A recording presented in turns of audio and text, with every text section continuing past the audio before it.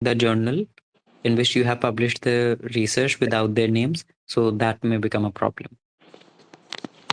Another can be disputes over the order of authorship are also very frequent. As I said कि first authorship हमें मिलना चाहिए था, आपने second कैसे दे दिया? So that completely depends upon the integrity of research and the trustness, कि कुछ false ना हो आपके साथ, धोखाधड़ी ना हो आपके साथ. That also has to be taken care of. That's why in that sense you have to be very strong in this field, including with your laboratory members.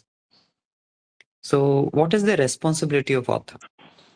Authors have a responsibility to ensure the accuracy and reliability of research that they publish. As I said, final approval and also drafting of the complete research, also that is in proper format.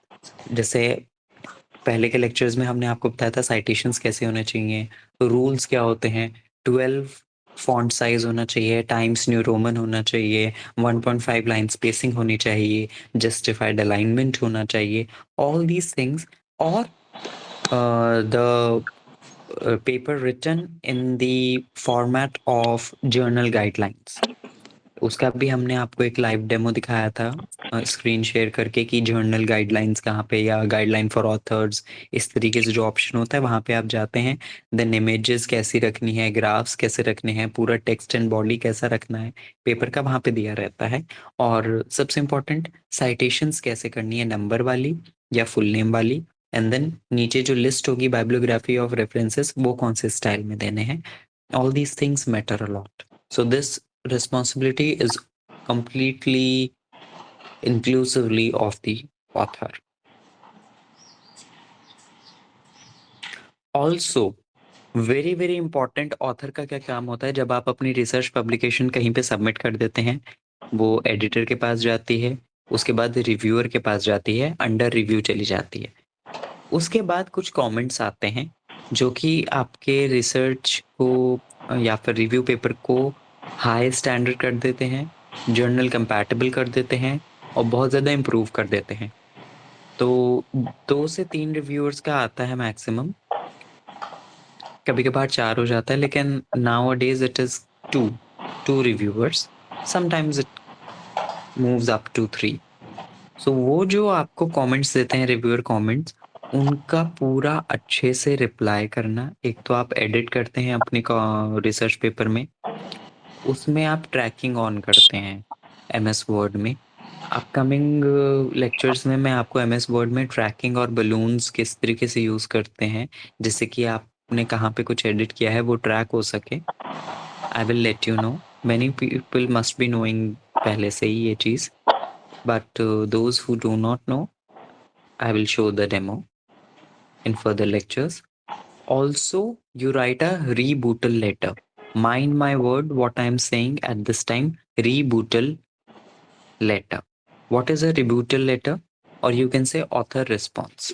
It is a letter in which you thank the reviewers very briefly, and then one by one you write their comments, और हर एक comment के नीचे आप उसका answer लिखते हो कि आपने किस तरीके से मैन्युस्क्रिप्ट में चेंज किया है, कहाँ कौन से पेज पे, कौन से सेक्शन में, कौन सी लाइन नंबर पे आपने चेंज किया है और उसको एडिट किया है या इम्प्रूव किया है.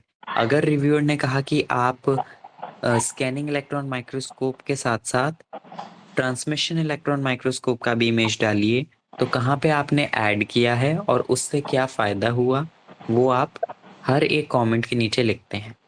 जो रूल होता है बेसिकली वो ये होता है कि आप जो कमेंट्स हैं वो रेड कलर में लिखें और अपना रिस्पॉन्स ग्रीन कलर में लिखें रिबूटल लेटर में.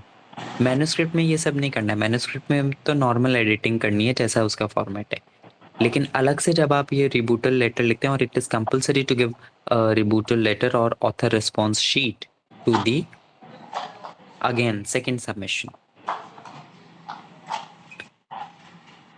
Then acknowledgement versus authorship. What is acknowledgement and authorship? अगर आप किसी को कहते हैं कि आप उनको ऑथरशिप देंगे, यानी उन्होंने बहुत ज़्यादा सिग्निफिकेंट कंट्रीब्यूशन किया है आपकी रिसर्च में, और आप ऑथर्स वाले लाइन में उनका नाम देंगे, और दूसरा पहले ही क्लियर कर लीजिए। अगर आप किसी कोई दूसरा आपके रिसर्च में कंट्रीब्यूट कर रहा है, मे बी कोई दूसरे गाइड के पास आप गए, किसी दूसरे रिसर्चर के पास गए आप कुछ गाइडेंस लेने के लिए, और उन्होंने बहुत सिग्निफिकेंट आपको गाइड किया या अपनी लैबोरेटरी में यूज़ करने दिया, सो दैट डिपेंड्स कि वो ऑथरशिप लेंगे या फिर एक्नॉलेजमेंट लेंगे। फॉर एग्जाम्पल मेरे साथ हुआ था when I was in BIT Mesra, I was doing my PhD from Department of Bioengineering, but my maximum work was related to chemistry. So क्योंकि कार्बन डॉट्स से थे, so I used to go to a very profound professor in that department of chemistry, and he helped me in doing complete research and study about carbon dots, its decay yield, fluorescence yield etcetera. So हमने उनको बोला था कि sir हम आपको authorship दें, लेकिन authorship अगर हम देंगे तो मेरा क्राइटेरिया फुलफिल नहीं होगा, क्योंकि वहाँ पे एक रूल था कि आपके एटलीस्ट 2 पेपर केवल आपके और आपके गाइड के नाम से होने चाहिए, उसमें कोई तीसरा नहीं होना चाहिए। So that was such a nice and humble person, he was God like, he said I don't want any authorship. तो फिर हमने बोला कि हम सर आपको एक्नॉलेज ज़रूर करेंगे। So he said, you acknowledge me or not, but you have to acknowledge the lab and the instrument which you have worked upon. So the chemistry lab had a separate section for fluorescence research. So we acknowledged the lab, but I also acknowledged that particular person, Dr. Joydeep Ghosh, his name was and is. So we have these type of godlike people also on earth. So try to find such people. So my motive of dictating this to you was to differentiate completely between the authorship and acknowledgement. Authorship किसी एक person को credibility दे देती है उस particular research में। Acknowledgement कुछ ज़्यादा नहीं होता है, but you just acknowledge the person in your research, you respected the person. So best practices in authorship, how to clarify the confusion, to avoid conflicts and ensure ethical conduct. Authorship should be discussed at the beginning. सबसे पहले ही आप discuss कर लीजिए कि हम आपसे ये काम लेंगे या फिर हम आपका ये काम कर रहे हैं, तो आप ऑथरशिप देंगे। हो सके तो रिटन में कर लेना चाहिए विद सिग्नेचर्स, कॉन्ट्रैक्ट के जैसे कि आगे चल के कोई मुकर ना सके, क्योंकि बहुत कॉमन होता है कि किसी ने आपसे मदद ले लिया, पूरा रिसर्च करवा लिया, पेपर लिखवा लिया, एंड देन उन्होंने वादा किया था ऑथरशिप का और नहीं दिया। So you go for that thing. Maintaining transparency in contributions, documenting individual roles, and following established guidelines. In your own lab and in जब आपकी खुद की लैब होगी या आपके अंडर जब कोई आएगा गाइडेंस के लिए, so you divide their roles. It is best कि ये मेजर पोर्शन आप करेंगे, इसलिए आपका नाम फर्स्ट ऑथर में आएगा, ये वाला रोल आप करेंगे और आपका सेकंड ऑथर में आएगा। पहले से ही डिसाइड कर दीजिए और रोल्स को जो है पहले ही कैटेगराइज कर दीजिए सबको। द यूज ऑफ कॉन्ट्रीब्यूशनशिप और contributorship models further enhances accountability by clearly defining each author role. कुछ सॉफ्टवेयर्स आते हैं जिसमें आप नाम और किसका क्या कंट्रीब्यूशन है वो डाल देते हैं, और फिर वो सॉफ्टवेयर डिसाइड करके दे देता है कि फर्स्ट ऑथर किसका होना चाहिए, सेकंड ऑथर किसका होना चाहिए। But it is better you go with your own brain. So जितनी भी ये हमारा टॉपिक था इस वाली यूनिट का, इस सब टॉपिक का, सब्जेक्ट एथिक्स, एफएफपी, ऑथरशिप, उसका एक फाइनल फ्लो चार्ट ये दिया गया है। एथिक्स में एनिमल, ह्यूमन एंड एनवायरनमेंट आ जाता है, बायोटेक से रिलेटेड एंड नॉन बायोटेक्नोलॉजी से रिलेटेड। एफएफपी में फैब्रिकेशन, फॉल्सिफिकेशन, प्लेजरिज्म। ऑथरशिप में criteria, responsibility and fair credit.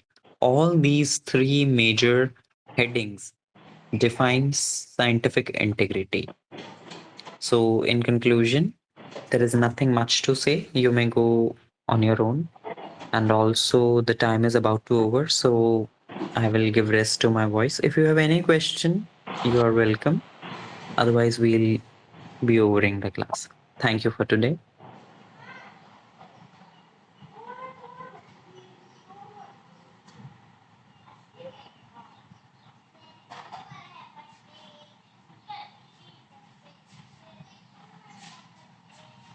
Okay, if there are no questions, then I may end the meeting. If there are, please let me know. Otherwise, we'll dismiss the meeting and we'll be meeting the consecutive Sunday.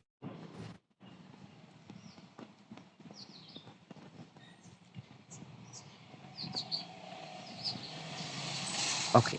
So I think no questions are there. So I'll be ending the meeting. Thank you all for today. Thank you, Okay, sir. thank you, sir. Thank you, sir. Thank you, sir. Sir, can you please share today's class PPT on the group? Okay, I think I have already shared, but I'll once again reshare. Okay. Thank you, sir. Thanks a lot.